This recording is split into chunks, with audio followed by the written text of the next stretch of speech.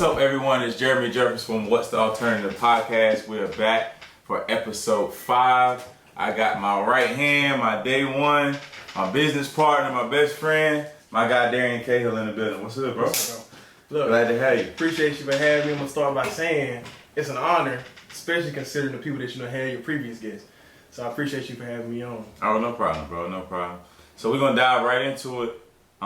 Just tell the people a little bit about, obviously we're business partners. A lot of people know about me, but people may not know about your background, your basketball background. Yeah. So just talk about, the high school career on through college, from a basketball perspective. Yeah, so I'm from Goldsboro. Came over to Greenfield, obviously for basketball purposes. I'll get into where it led me academically and as a person later on. But obviously Goldsboro to Wilson, 35 minutes. Yeah. So I'm going to start by kind of including my work ethic. So a lot of people don't know this, but when I transferred to Greenfield, I was getting up at 5 o'clock in the morning, hitting the Y by 5:15, getting up 100, 200 shots, lifting, and then driving to school. That was my junior and my senior year. That. Nobody never knew that. That's crazy. Because like you said, but one thing about me, I knew I wasn't the most talented. And I knew I had talented guys around me. So I really literally had to work hard. Right. You know what I'm saying? Because it gets to a point where, for me, playing with you, Brian, B-Mac, Jared, guys like that, I had to up my level. And it's funny, looking back on it now, I didn't want to let y'all down. So when I'm spotting up in the corner, you come off of it, I got to make that shot. Right. You know what I'm saying? So that's what really kind of led me to just working hard, and God blessed me throughout my career to be around you guys, and went on to score 1,000 points at Greenfield. Great coaching, Rob Salter, legendary Rob Salter. Everybody knows Coach. Right. I had some decent recruitment. I wish I would have chosen better options through AAU and just kind of getting out on the circuit more through that. But I'm kind of going to some as far as self-awareness. Right. So at the time, bro, I thought, because y'all was getting D1 letters, that was where I was supposed to be. So meanwhile, I'm getting D2, D3 letters. I'm ripping them up, throwing them in the trash. You know what I mean? So anytime I got a Division I letter, it was like, yeah, see, I told you. Right. And I think that happens a lot with a lot of today's era too, is just they just don't realize, or they don't have the proper guidance. Right. But yeah, that's an issue that a lot of kids have nowadays. But I just wish this is why we talking about it, so they can kind of move forward with that and have some guidance. But go ahead. Right. No, and it's just when you're in that position, I could have went JUCO and tried to get a Division I offer, but I think I made the right decision in that when you're choosing a school, and I know we're kind of moving ahead of what you asked me, but you got to go where your name can be put in concrete. So I tried to make my decision based off on where I was going to play, where I was going to contribute, and just how I was going to fit in. Right. Going into my college career, I ended up choosing St. Andrews University. Who else were you getting recruited by? At the time, I had Mount Olive, I had Barton, I had Air Force Academy, schools like that at the time.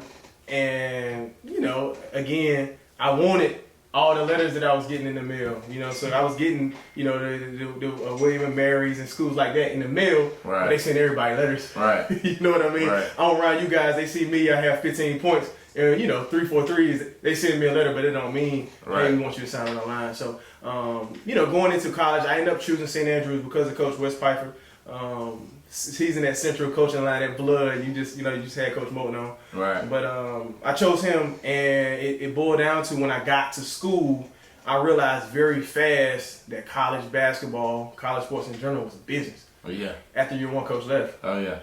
And me and my head coach, we had a decent relationship, but we didn't have the best. And I was really there initially for my thought process was, Coach Pfeiffer. So when he left, I ended up having a few surgeries, and after that, I decided to hang it up. When I go back into self-awareness, I kind of understood that it was time for me to put my... And this was going into year 3. Into year 3. This was going into year 3. Talk about, just to dive right into it, talk about the transition. Was it depressing having to, basically hang up what you've been doing your whole life? Yeah, I mean, like I said, man, I've been playing ball since I was 4. So playing basketball my entire life is all I knew. Right. So when I'm watching, mind you, I'm still at school after I decided to hang them up. Right. So I'm watching guys play that I know aren't better than me, but I'm watching from the sidelines. Right. So again, I go back into that work ethic I was just talking about. So now I was trying to find that energy and channeling it into another place in my life, because usually I'm getting up at 5 to work out. Right. But now I'm getting up at 5 and I'm looking around at my 4 walls in my dorm room, and it's like, what now? Was the injury a career-ending injury, or was it more something you could have came back from? I probably could have came back from. Yeah. I had surgery. I was out for 2-3 months. I had bone spurs in my feet, so it was painful. But after I got surgery, I could have rehabbed. I could have came back. But it goes into burnout. Right. I've been playing for so long. I had so much pressure on me from so many other areas in my life. People that want to see me do well. And like I said, I wanted to not only make them happy, but make them proud of me. Everybody want that person to say, man, I'm proud of you. Right. Or everybody want that number 32 all-time leader scorer, because we see it all the time. Right. You know what I'm saying? So it's just like mental health is real. Right. I just experienced being in my dorm room a lot of lonely time for me, because I'm used to being around a group of guys all the time on the road, in the locker room, in the caf. For the first time in 15 years, I didn't have a team. Right. So like, I'm calling you, but you hooping. Right. You know what I mean? So I really went into basically being an extrovert kind of guy to an introvert real fast. I was by myself, and I was lonely. I was lost without it. I didn't even go to a game an entire year at school at St. Andrews after I played. It was just to the point I couldn't watch. I didn't like watching college basketball. I was just in a dark space. Right. So talk about finishing out your career at St. Andrews, going into your master's degree. Yeah. You know, what made you stay the extra years and get the master's degree? I know we've talked about you thought about leaving St. Andrews. Just walk me through that process. Yeah, I mean, so it was a time where my junior year, after I went through that, like I said, that year of depression, I started to read different books and things, and I realized that it was more life for me to live. And again, it was bigger than that basketball bouncing. So I applied to some other schools. I got accepted. My personal story is I got accepted at NC State. Went down there, looked at the lady in her eyes. She said, well, due to our core curriculum, it's going to be 2 years before you can graduate. No, sir. So I went back. I called my athletic director. He honored my scholarship, and that goes into networking and really honoring people and being a good person. Right. Because I made those relationships with those people at school. So he honored my scholarship. So I came back, and really what drove me into my master's is because my freshman year, and I encourage all athletes that are going into college to kind of know what they want to do. I know a lot of people tell you, well, you're good, you're a freshman and sophomore, you'll figure it out. Right. So going into college, I mean, I picked the easiest major. Right. I was an English major. I was good at writing. Right. I kind of like to read. Right. It was easy. Right. So I did it. So, but by my senior year, I kind of realized, what are you going to do with this English degree? Right. And like I said, by then my mind had started to shift. So I had read Rich Dad Poor Dad by Robert Kiyosaki, and that's the first time I found out about like ownership. Right. And like having your own, and just like being an entrepreneur. Right. You know what I mean? So like that book really is the one that hit me. And once I read that, it's just so happened that the school has started to offer a master's in business, where they had just opened up that part of the business program. Mm-hmm. So if you coached or you were an employee at the school, it was free. Mm-hmm. So me trying to figure everything else out, I still love the game. Mm-hmm. I had an opportunity. I was asked to be an assistant. Mm-hmm. I was not too much older than the players, so I could link with them. Right. I could kind of tell them my story and kind of things they could steer away from. Right. At the same time, I was going to get my master's in business. Right. So I took those 2 years and I really honed in on the business side, because I don't come from a business background. You know, my mother and father both hard-working people. So I started to really lock into the business world. And from there, man, my mind has been really just, like I said, entrepreneurship, ownership, and understanding, you know, there's really the power of having your own. Right. So you met your wife at St. Andrews. Yeah. Shout out to Shayna and the baby girl Ava. Talk about that, man. Just meeting her down there and moving back here, and you know, obviously, you know, Shayna's been a big part of your life, but just talk about how important it is to have somebody in your life that can hold you down through we'll get into this a little later, but through the woes of entrepreneurship and, with you stopping basketball, obviously, she was a big part that held you down through that. Yeah. No, man, so like, we know the real story, so I'm going to just tell the truth on camera. I met her my first night in college. We met, little small party we met. So, me being young, at 18 at the time, young man being 18, I held her off for 2 years, right? We would talk here and there, but we would never get serious. So, like you just said, when you find somebody that's for you, right, you gotta lock in on that person, right, because they're gonna be able to help you through your highs and your lows. So at my point, I was at a low, right, and I was looking around and wasn't nobody there for me. But she never stopped calling me. She never stopped texting me. She never stopped just coming over just to check on me. Right. So like me and Shayna's story, we really started like we literally started as best friends. Right. And just she was able just to really like bring me up and let me know who I was again. Because like my identity was tied to basketball. Right. So you're a hooper. Right. You got that swag about yourself, and yeah. you're very confident when you're on the floor because like you put in so much work. Right. Hours and hours and hours of sweat on sweat in the gym. Mm-hmm. So it breeds that confidence in you, right? So like when it's over, you're like, oh man, I'm trying to go into a world where this is all these other kids have done their entirety. Right. It's study business. Right. And read and et cetera, et cetera. So like she was just really there to hold me down, man. And once we locked in, we got serious.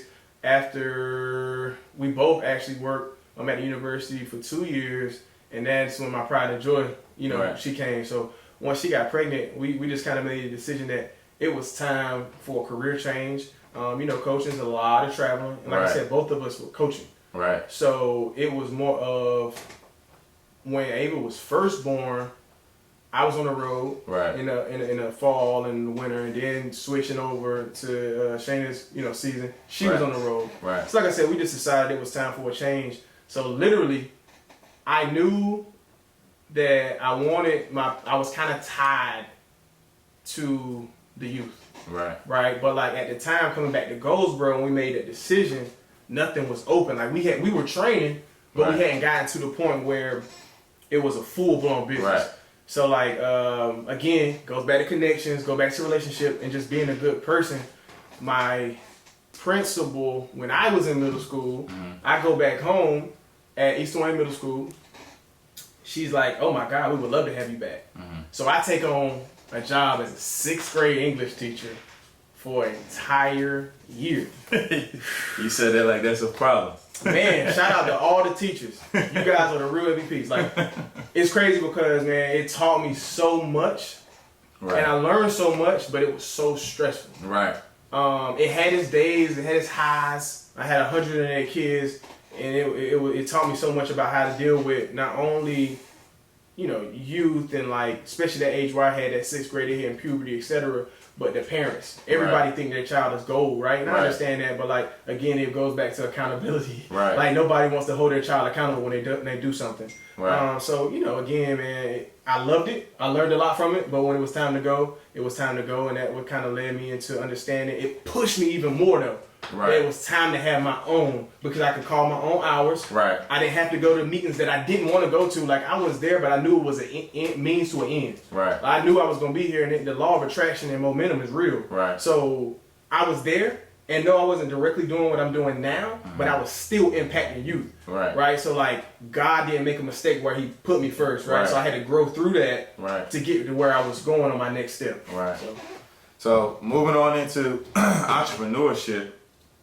Obviously, there's a lot of ups and downs in the business side of it. For sure. As we both know, we've been through it. Yeah. So, but talk about from a personal side, even with your family, some of those low moments and how you pull yourself out of it, and what goes through your mind during those times. Yeah. So I'm gonna go back for a minute, and I'm gonna go back to the social media era we live in, guys. If you're looking to be an entrepreneur, inspiring entrepreneur, please follow the right accounts on Instagram.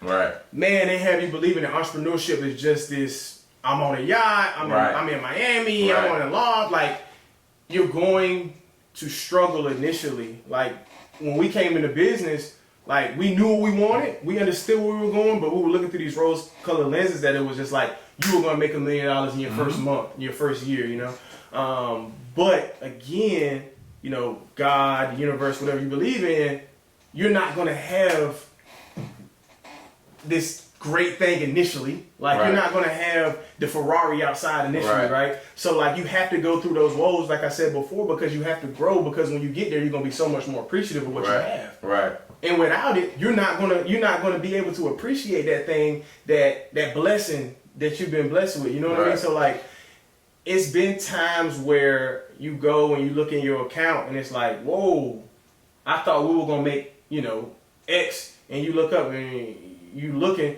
and you don't have what you thought you were gonna have. And initially, it'll drive you to Indeed. It'll have you looking and being like, oh, I don't know if this is for me. Right. But then again, that mindset, like. If you have a weak mentality, it's not. It's definitely not for you. And I've been on YouTube a couple times, how to make money on the side, all of those kind of things. But people, that's why I say this all the time. But people really aren't.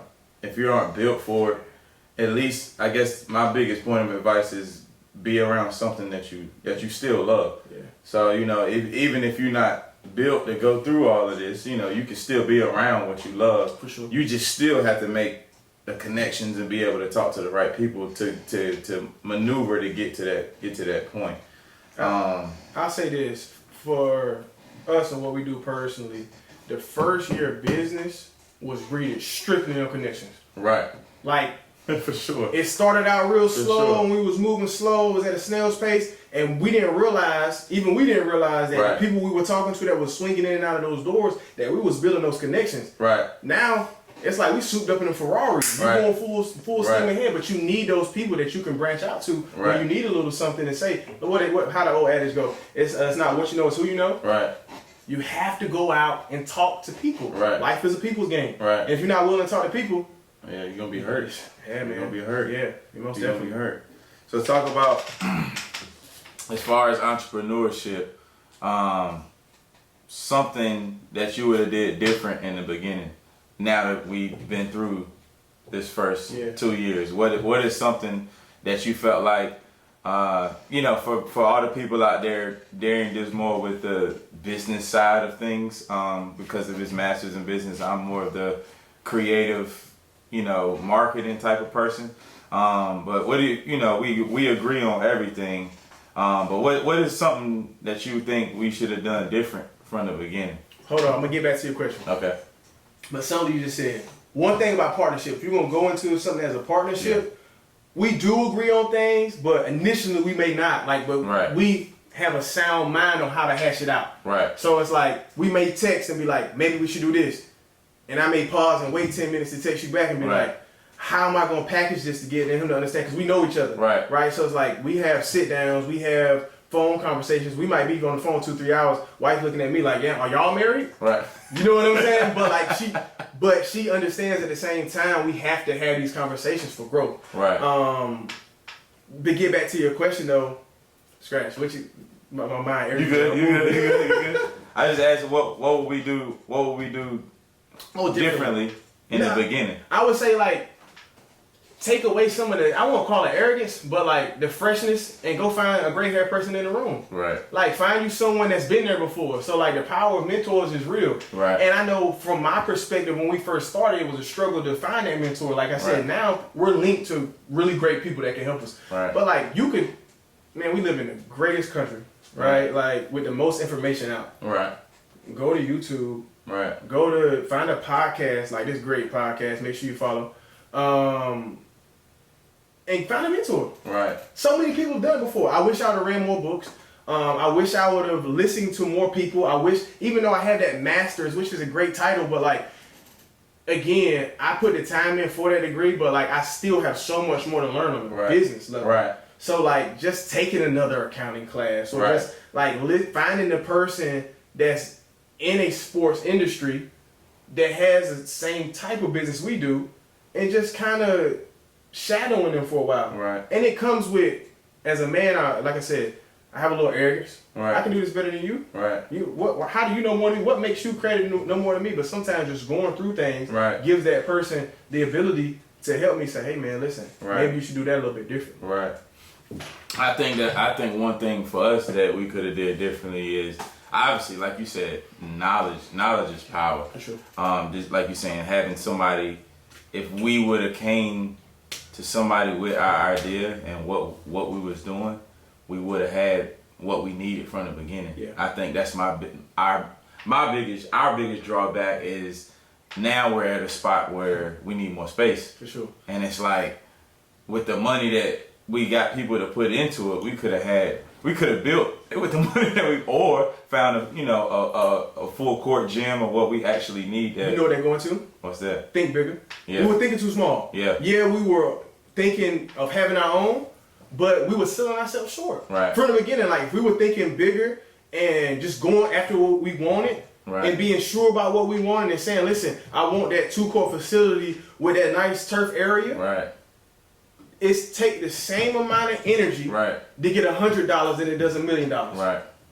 Again, you just got to find the right people to get it from. Right. Right. You know.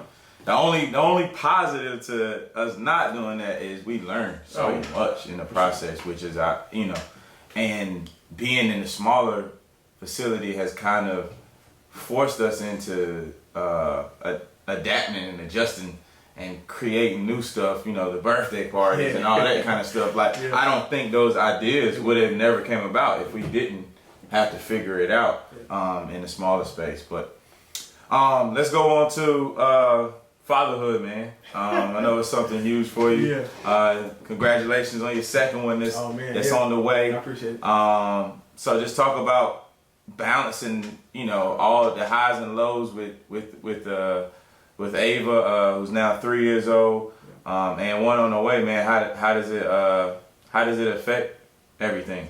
Yeah, man. It initially was an adjustment, and I'm still learning every day. I told my wife last night we were riding around, being bored, but we were riding around, and I told her, I said, "There's no blueprint to parenthood, right? So it's just like, especially being a millennial, a young father, right? So I'm still growing as a man. Right. I still have things that I want to do. I still got friends I want to hang out with. Right. But at the same time, I have a little girl that's looking to me for everything that I do. Like, I'm noticing, like, I might not even say anything directly to her, but my actions are everything. Right. So right now, for me, I'm at a space where giving her the ability to never go through the things that I went through. Right. And of course, I want her to face some adversity. Right. But if I can cut out some of the spots where I know I failed, right, then I'm gonna do that for her. Right. So that's why I go so hard, man. And God has blessed us to have another child that we're so excited about, and it does nothing but fuel me even more. Right. And just give me the ability to have my last name and my legacy be carried on, through them. And so, like I said earlier, my parents gave me everything that they knew.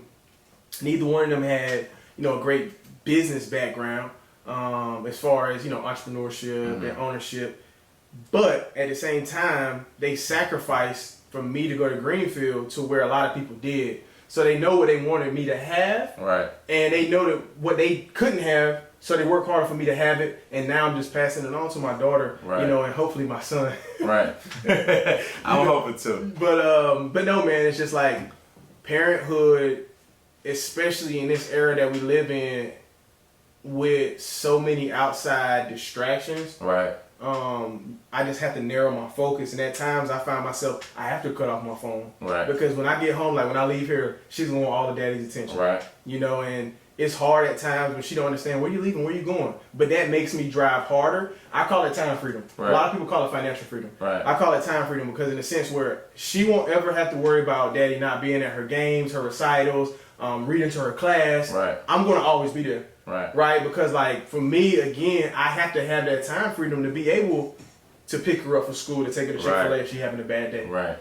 So again, it's more of when you're an athlete and you're young, people tell you, play for yourself. Right. Do it for yourself.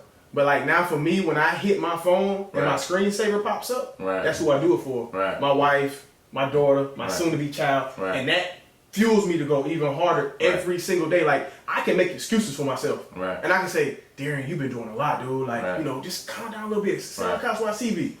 But I ain't got time to watch TV and be bored because when I look at her and I look at my wife who's looking to me as the man to provide. Right. Man, it's go time. Right. So, like I said, fatherhood's a beautiful thing. I just thank God that we able to have another one. So for sure. So going back to kind of mixing the fatherhood and entrepreneurship. Yeah. So like for me, my mind never stops. For sure. So how do you balance what I call cutting it off? Yeah. It's very, very hard for me. I get it all the time from my girlfriend Sherelle. She's, oh my God, you're always on that phone, like, cause I just can't stop until I feel like I get to that point of that time freedom or financial freedom. Like I feel like I have to go 24/7, but you learn that you have to cut it off, right? Like you have to just spend time with family and go over the family, but it's hard. Entrepreneurs, the mind works a little different. I think that it's two sides to that. So like on one side, it goes back to what you just said. She says those things, but she understands why you're doing what you're doing. So like it goes back to my wife. Like she knows that when I come home, sometimes I'm going in that back room for isolation. Right. I have to have that time to be able to hone in on what I'm doing or just sit in my own seclusion for my thoughts. Right. So like it goes to having that spouse, that person that understands you, and they're going to be able to allow you to have that space. So like I tell my wife, you're the greatest mom ever. Right. Because she tells Ava, hey, Dad's back there doing what he needs to do, because she knows I'm not back there just, messing around. Right. I'm trying to create a better life for my family. Right. And on the other side of that, it's just like being in the moment. Right. So like we went to Disney before all this crazy COVID-19 stuff happened at the end of February. And I told myself, I said, before you leave North Carolina to go to Florida, you're going to promise to not only me, but to my family that I'm going to be in the moment at all times while I'm down there. Right. So like you said, I owe that to them because life is so short. Right, it is. So we look at Kobe. Yeah. And it's like he wanted a helicopter to be able to cut the time out to spend more time with his family and his daughters. Right. So like we get one opportunity at this thing. Right. So with that being said, you have to find that balance. Because if not, you're going to find yourself work. And when you look up and I go in my daughter's room, she's going to be looking at me. Yeah. I'm no longer daddy. Yeah. We don't have any memories together. Life is so precious. You got to be able to create and grow memories, and that's what it's all about. For sure. And like I said, financially, it helps. Right. To be able to say, we don't have to save, and I don't have to worry about saving a year savings to go down to Disney. Right. So don't get me wrong, I have to grind and hustle a little bit harder to say on the drop of a dime, hey Dad, I want to go to the mountains. Okay, pack up, let's go. Right. And that's our time together though. Yeah, and we talk about this all the time because it's more of like whenever we get to that point of the time financial freedom, which is what everybody wants. Like I've learned now that none of the materialistic stuff matters. You know what I mean? Like we've gone through as entrepreneurs, I'm gonna speak on me personally, but like I haven't went shopping for myself. Right. I haven't bought myself a pair of shoes because we're really saving and grinding until I get to that point. But we know what we want to do as far as investments, but like you said, I would rather spend my money and time when I get to that point on experiences for family. So like you said, a beach vacation, Disney. I mean, it's just so much more important because life is so short. Yeah, I mean, it's just like now, everybody with everything that's going on. So like my drive is, I want a beach house. Right. I don't want to have to go to the beach and stay at a hotel. Right. So if my daughter's going around her friends and everybody has a beach home, she's gonna have one too. Right. Right, so like now we can make those memories full time down there, or mountains, or whatever the case is, man. So like, and I think as well that goes back into what we were saying earlier with not putting the horse before the carriage. So like we had to get the small facility before the bigger facility, because again it goes back to learning. Right. Because before, when I thought we were gonna make a mint, year one, I was ready to go get the new range. Right. But now I realize, man, that vehicle gonna get me from A to B. Right. So wouldn't I rather put that $20,000 or $10,000 down payment on that? I'd rather put it in real estate. Mm-hmm. I'm gonna put it in real estate, and again, that's a blessing to be able to be around affluent people, because it show you, hey, listen, don't worry about putting your money in depreciating assets. Right. Find you something that's gonna appreciate. You put it over here. Right. Now you have another stream of income. Right. Yeah. You know? Yeah, for sure. So hopping back on the basketball round. Yeah. Just talking about the kids in this generation, or sports in general. What advice do you give them? Obviously, with your story, what is your biggest points of advice for kids? I guess make a decision from high school or even when they're in college, based on your history. Yeah, I just think, man, to be 100% is just like accountability. I just don't think kids hold themselves accountable for what they're doing. Mm-hmm. Like for every action, you know, you're gonna have an equal reaction. Like, so whatever you do, it's gonna be something else that occurs. So Right. like now, if we're gonna go into like college and kids that are in college, you know, we see a lot of what people call hopping. You're going from college to college to college, Right. And I'm on the fence for that because it's like you have to go through something to be able to come on the other side of it. So like, now it's situational. Right. You may have a point to where you have a coach that you guys don't agree, or you behind this All-American, Right. and you might have to go somewhere else. But stop pointing the finger at other people and look in the mirror. Right. So like, that goes back to my same thing I said earlier, self-awareness. Right. Like, understand who you are. Right. I can remember being at school and calling my dad and being like, oh, I ain't playing, and the coach, he won't put me in the game. No, it's not because he didn't want to see you thrive. It was because you weren't doing enough to get on the court. Of course. Hold yourself accountable at all stops, and that goes back to your circle. Right. Even in young athletes can apply this. Older people, business people can apply this. You hold me accountable for everything I do. I hold you accountable for everything you do. If I see you not doing something right, same thing when we were in high school. I wasn't the best player on the team, but I consider myself a leader. Right. If you on some crap, hey, what are you doing? Right. You're not doing what you need to do. That's rare nowadays because it's like everybody wants everybody to be friends. So boom, they get so mad instead of holding each other accountable. And that's the biggest thing that I experienced not only in high school, but it went on to college. Like I said, I'm in high school and I got 3 Division I guys around me, right? So for me, it was more of I have to make sure that these guys are fed because they have this clout, this name, right? So not realizing the same thing when I got to college, I have this junior, I have this senior in front of me.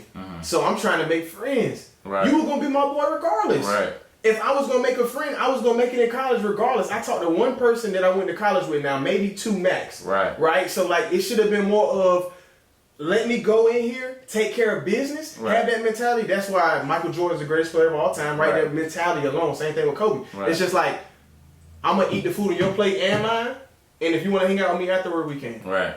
You got to have that dog. If you don't have that dog, you're going to find yourself either transferring from high school to high school, college to college, and it's only going to translate to real life. Right. You know?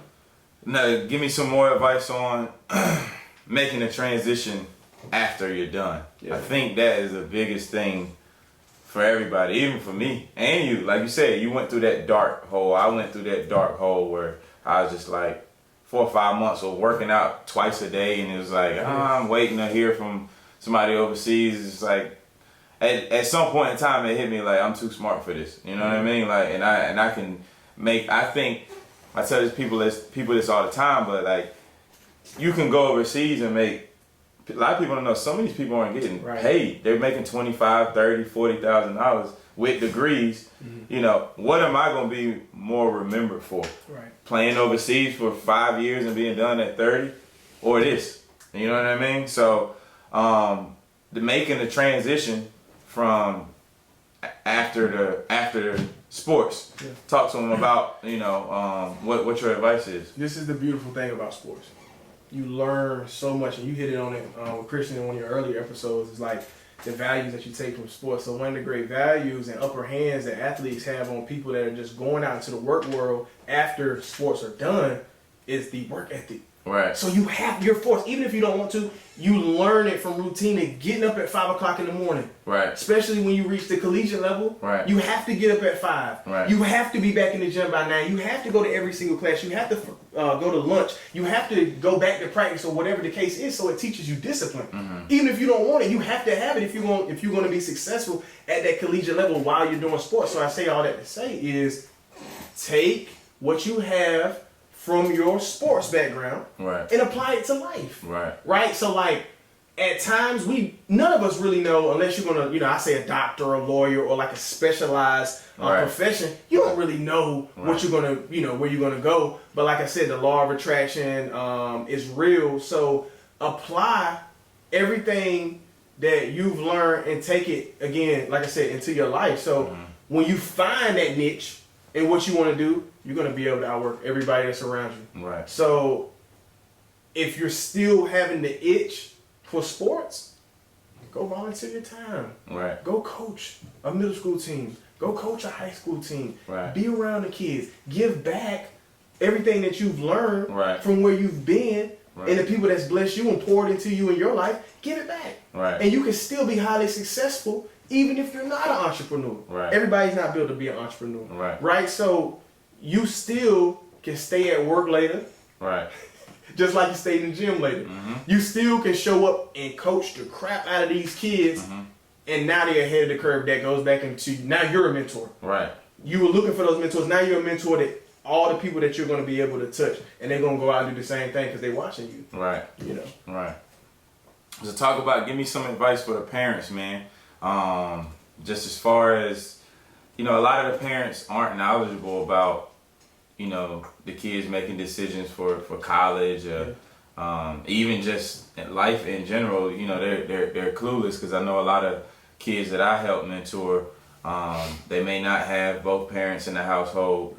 The biggest thing I normally tell them is, you have to be yourself and you have to use it as fuel. I think a lot of kids misdirect it in different ways, and they feel like, obviously use it as fuel for sports. Yeah. If you play sports, but like you said, you also have to develop your people skills, because, what if something happens? But what's your biggest advice, to parents, who are going through this whole process? Man, for parents, latch on to good people that have been there before. Right. So you play at a high level. You know what I mean? I played college sports, right? So it's like, find good people, and you can fill out a good person that's been there before, and latch on to them for the advice, especially as a parent if you've never been there. Right. It's a little different if you're a parent, you played, you understand the process. But if you've never been there before, go ask that coach how the SAT works. Right. Go ask that coach how the entry for the application to get into school works. Like, find that person, and it could be a trainer, it could be, whoever's in your local community that has succeeded at that next level. That person understands, they've been through that before, and take away some of that arrogance. Right. I know that's your child. I get it. Right. So now I have a child of my own, and I have one on the way. So like, I understand, like, when it's yours, it feels a little different. So it's like, I don't want you trying to tell me how to raise my child, but it's not that person trying to tell you how to raise your child. Right. It's people like myself and you who've been there before. Right. We've learned, and now we're passionate about what we do. So we only want to see the kids succeed. Right. I would never give a parent or a child the wrong advice. I'm gonna try to help them as much as possible, because like I said, I've been through it before. You've been through it before. Right. So just stop. Find it's people all over, man, that in local communities that have played at a higher level, that have the best interest, for your child. Now, I know you've done this a couple of times because we've talked about it, but you've actually kept it real with athletes as far as their level. Yeah. So, it's not easy to do, but, you're one of the real ones that you're not, let's say a kid, he may not be as good as what he thinks he is. Yeah. But, most people are going to keep telling you, hey, you're good, man, you're going to be all right, you're going to go to Division I. Yeah. You're one of the ones that say, hey man, you might want to think about just going to school and playing intramurals. How difficult is that for you? And I know some kids take it different ways, but I'm glad that you do it because they need to hear it. But talk about that. I am not a dream killer, but I am a realist. Right? So like, I would never tell somebody to stop working towards their dreams. Right. But sometimes in life, you have to have that self-awareness to understand what's going to be good for you. Right. You could be an engineer, but you're getting junior college looks, but you got a full ride to Carolina. Right. Or a full ride to whatever school. Right. And you're still sitting here debating about if you're going to go play at whatever level it may be in sports. Right. What are you thinking about? Right. You got to start thinking about life. It's only a small percentage of people that are going to play at a professional level. Right. So if you really enjoy the game that much, like you said, most institutions offer an intramural program. Right. Most institutions allow the students to come in the gym and play after classes. Right. Channel your energy with that. You got so much greatness in other places. Man, listen, our passion may not always be what provides for us. Right. So your passion may be basketball, but God may have given you another ability to be an architect. Right. You're going to miss out on it because you're going to go to a school that don't offer that major. Right. That doesn't make sense. Right. And I know it hurts. And I've told kids these things, and they looked at me, and they insulted the level that I played at and things like that. But then down the road, they look back on it and said, "Thank you." Right. Thank you, because you were right. Right. You know, it's just times where you have to slow yourself down and be real with yourself. And I know at 18 it's hard because you're projecting a life at 22, 23 that you don't have any idea of what you're going to get yourself into yet. But that goes in again to parents putting themselves around good people that have been there before. Right. I'm not ever going to tell anybody's child anything that I don't think personally is going to be in the best benefit for them. Right. That's dope, man. That's dope for sure. Well, we're going to end up. Got one more question for you, man. Give me 3 of your goals that you want to accomplish, let's say before 35. Oh, man, before 35. I don't know if I can really specifically put my thumb on 3 things that I want to be able to accomplish by 35 because there's so many things. But what I will say is I build myself up on small wins. Mm-hmm. Right? So, like, and I know you didn't ask me this, but I'm going to go into it. Good.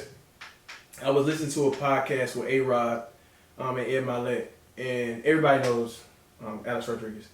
He was saying how he is the 5th all-time for strikeouts. Nobody knows him for that.